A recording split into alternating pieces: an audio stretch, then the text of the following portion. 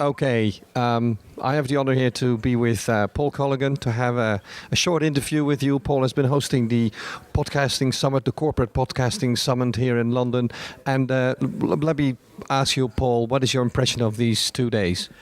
I had a great time. The excitement is here. Podcasting, it seems every month gets more and more mature. And it was really exciting to see. I mean, I've always known it was an international marketplace. I mean, I look at my stats. I know the people who are viewing what I'm doing. And it was just exciting to have Dutch and Irish and English and German and, all here in one place was a lot of fun. But the level of the content couldn't have happened a year ago.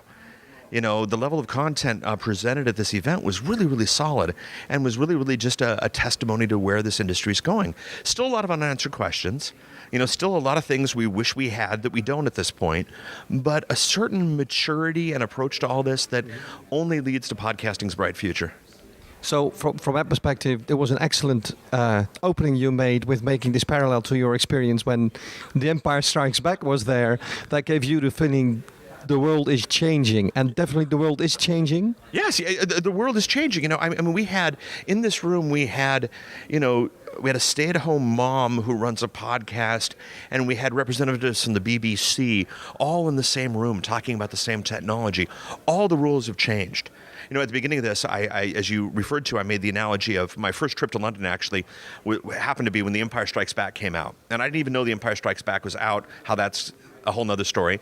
But, that happened. I had that piece of information, and we had to go see the movie. We had to take action. We went and saw the movie.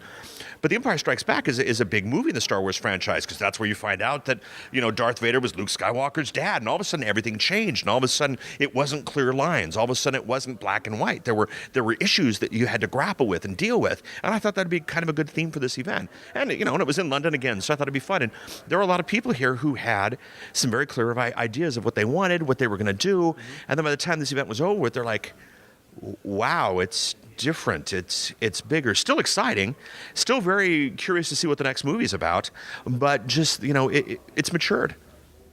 Yeah. Okay. And but also you just mentioned it yourself. It is in fact, and it was mentioned also during these days. Everybody can podcast. But isn't that also not a bit of the danger that everybody can podcast? There's very little danger in it, really, because the smart consumer is going to pick a bad podcast, listen to about 4 seconds, and move on. The smart consumer knows that anybody can create a podcast. So therefore, they're going to look for the good ones. See, right now, if I turn on the channel, I only have one choice. And so I make my entire decision of whether or not that industry is any good based on what is on that channel at that specific time. But with podcasting, if I listen to show A, it's no good, I give it about 5 seconds and I go to show B. And if that's no good, I go to show C. Maybe 20 shows in a row that are lousy might make me feel differently about podcasting, but it'll be along the way. Show D will be excellent. Show H will be excellent. Show L will be excellent. And also, think about it. Nobody is ever going to be recommended a really bad podcast. I'm going to tell you, go listen to this good podcast. Word of mouth is going to make the best podcast rise to the top. And the fact that somebody has a podcast doesn't mean anybody's going to listen to it. And if it's lousy, it doesn't mean they're going to listen to it for long. So, the person who comes from planet Mars and turns on iTunes and doesn't look at any of the recommended stuff, maybe they could get a bad impression. But the average thinking person, I think, will do fine with podcasting. And if we look at the industry for podcasting, we're looking for the thinking person. We're not looking for the person who turns on the TV and expects to be educated. We're looking for the person who knows what they want and is doing the research on their own entertainment. So the maturity of the audience, I'm not too worried about the bad stuff. So it's really word of mouth and power to the people is key to success. Well, think about it. How else are you going to hear about a podcast? It's not like the Times is going to have a podcast review section in it. Some friend of yours is going to tell it. Some blog is going to mention it. Some news article is going to pick it up. So the good stuff will rise to the top. The number one source right now for podcasting is when podcast A recommends podcast B. Podcast A, who's doing things right, is not going to recommend a lousy podcast. So it's, power to the people. The good stuff's going to rise to the top. I mean, that's the great thing. I mean, in the old days, you used to have a lot of equipment, a lot of money, and a lot of power. You had to have your licenses from the government. You had to have a lot of things to get it out there. Now you have to have nothing. So now the people who are restricted financially, technologically, they're in the game now too.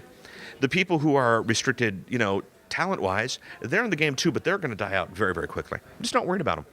Because if I dive into your podcasting, let's talk a little bit about what you're doing. Because when did you become engaged in podcasting? How long ago? I started podcasting in November of 2005. And pretty much since day one, I've been involved one way or another, just because it's so exciting. Because the fact that, I'll tell you a story.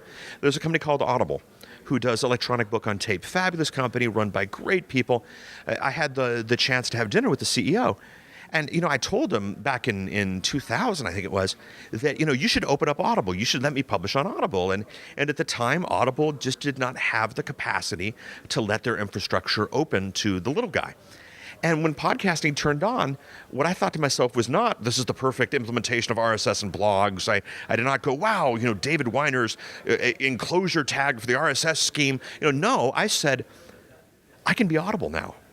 And that power for automatic distribution immediately led me to buy the mic, buy the software, start learning it. Some of my early podcasts are pretty bad, but kept doing it, learned it, got better at it, and been having a good time.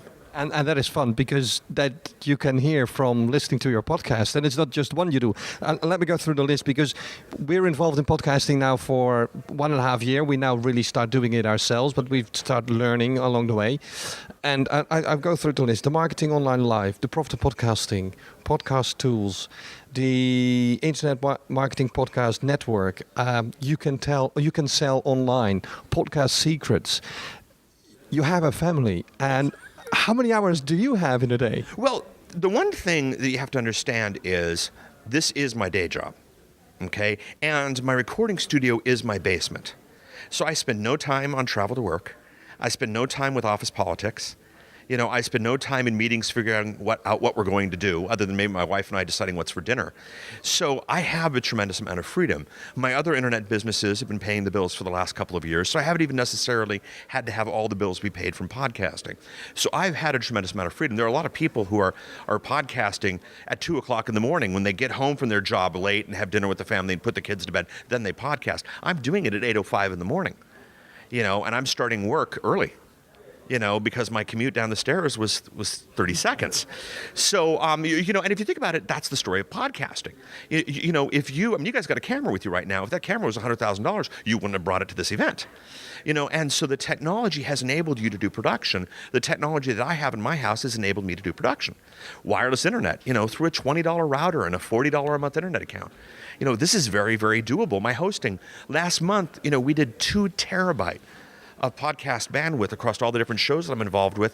It was about $35, for me in cost. So it's so inexpensive to get into that I can make the mistakes. I can produce multiple shows, see which one sticks. In a year, that will not be the same list. Some of them will have gone away. We'll have probably some new ones. And I drink a lot of coffee.